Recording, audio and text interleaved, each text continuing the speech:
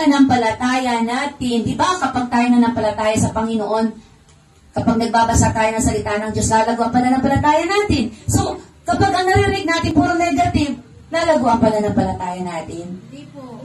So, ang gawin natin yung salita ng Diyos ang ating i-declare. I-declare yun po yung mga nauna sa atin. Dinideklara nila na yung salita ng Diyos. At kapag dineklara yung salita ng Diyos, di po ba nangyayari? Yan po yung mga bagay na gagawin natin para manatili tayong nag-aapoy. Ang i-declare natin sa ating bibig ay mga salita ng Diyos. Yung mga, sabi doon, faith without action is dead. Kaya sabi doon, kaya napakahalaga yung ating pananampalataya. Bagamat ang kabaliktaran ng pananampalataya ay walang tiwala sa Diyos, so we need to move on. Dahil why? Gusto natin na nasa on fire tayo, ayaw natin manlamig. Kaya kailangan nating sasamahan ng gawa yung pananampalataya.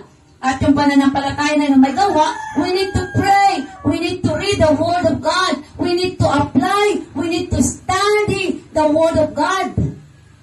Kasi kung wala po tayong gagawin, ay hindi po talaga tayo lalago. Ay, wala man po. Hindi po sapat ito na Sunday lamang. Ano po?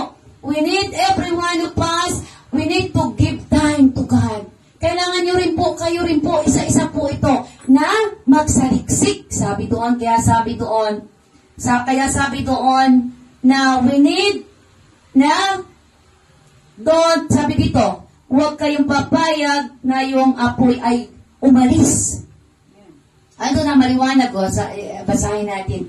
Sabi dito, hayaang laging may apoy ang altar at hindi ito dapat pabayaang mamatay. O tingnan niyo po, huwag niyo pababayaan yung pananampalataya niyo kay Kristo. Kailangang alagaan yung pananampalataya kay Kristo kasi yung pananampalataya ang magdadala sa atin sa buhay na walang hanggan.